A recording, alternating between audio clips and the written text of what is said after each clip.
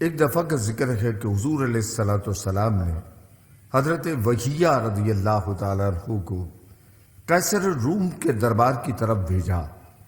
حدیث کی کتابوں میں ہے کہ حضرت وحیہ رضی اللہ تعالیٰ عنہ کے جانے اور وہاں شاہی دربار میں پہنچنے کا پورا واقعہ موجود ہے، اور یہ بھی ہے کہ قیصر روم نے جو بیت المقدس کی زیارت کے لیے شام میں موجود تھا، حضور علیہ الصلوۃ والسلام کا مکتوب گرامی پڑھنے کے بعد وہاں عرب کے تاجروں کو بلایا۔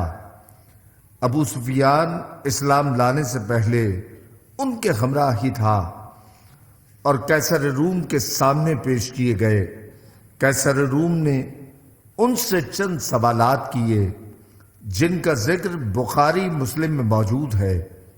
ابو سفیان کا قول ہے کہ میں چاہتا تھا ہر کل قیصر روم کے سامنے کوئی ایسی بات کروں کہ جس سے حضور علیہ الصلوۃ والسلام کی پاکیزہ شان اس بادشاہ کی نظروں میں معاذ اللہ گر جائے، مگر مجھے خوف تھا کہ کہیں ایسا نہ ہو میرا جھوٹ ظاہر ہو جائے، میں بدنام ہو جاؤں، میری سرداری پر داغ آ جائے۔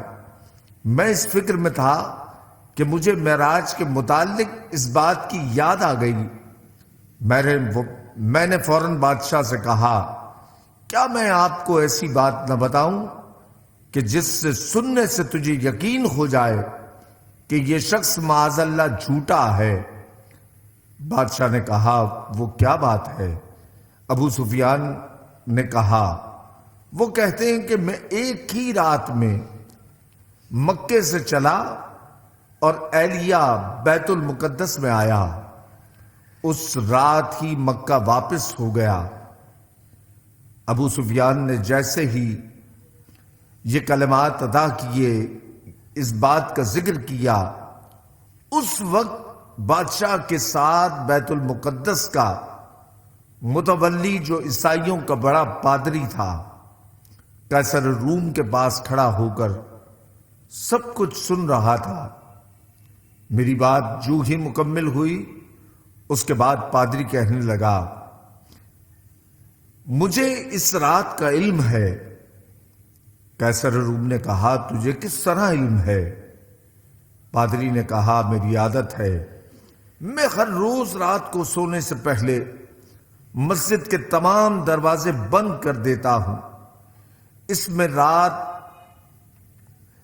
میں نے تمام دروازے بند کر دیے، مگر انتہائی کوشش کے باوجود ایک دروازہ بند نہ ہو سکا۔ میں نے اپنے کارندوں کو بلایا، تمام حاضرین سے مدد لی، سب نے پورا زور لگایا، مگر دروازہ نہ ہل سکا۔ بالآخر میں نے سوچا کہ اوپر کی عمارت شاید نیچے آ گئی ہے، جس کے سبب اوپر کی چوکھٹ سے اس پر دباؤ پڑ گیا ہے۔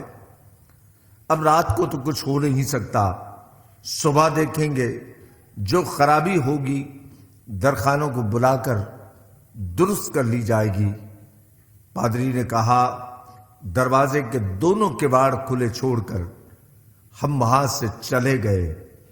صبح ہوتے ہی میں وہاں آیا تو میں نے یکایک دیکھتا ہوں کہ مسجد کا وہی دروازہ بالکل ٹھیک ہے، اور مسجد کے کونے میں جو پتھر پڑا تھا اس کے سراغ سے سواری بننے کا نشان نظر آیا۔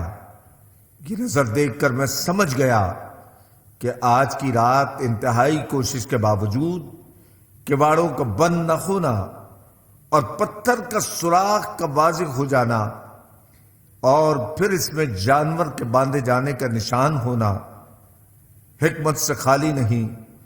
تب میں نے سوچا کہ یہ سب کچھ اس لیے ہوا کہ ایک آخر الزمان نبی صلی اللہ علیہ وآلہ وسلم نے بیت المقدس سے آسمان پر جانا تھا۔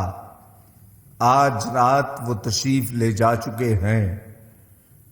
پھر سب لوگوں کو بلا کر اس حقیقت سے میں نے آگاہ کیا، اور کسی شاعر نے کہا تھا کہ مخالف کہتے ہیں کہ کیسے نبی افلاک پر پہنچے، فلک پر کون سے در تھے کہ عرش پاک پر پہنچے۔ مخالف کی یہ کیسی بے ڈھنگی گفتار ہوتی ہے، رسول پاک کے آگے فلک کی آڑ ہوتی ہے، اور خدا کے نور کے آگے کہیں دیوار ہوتی ہے۔ نظر پڑتی ہے جب شیشے پر، فوراً پار ہوتی ہے۔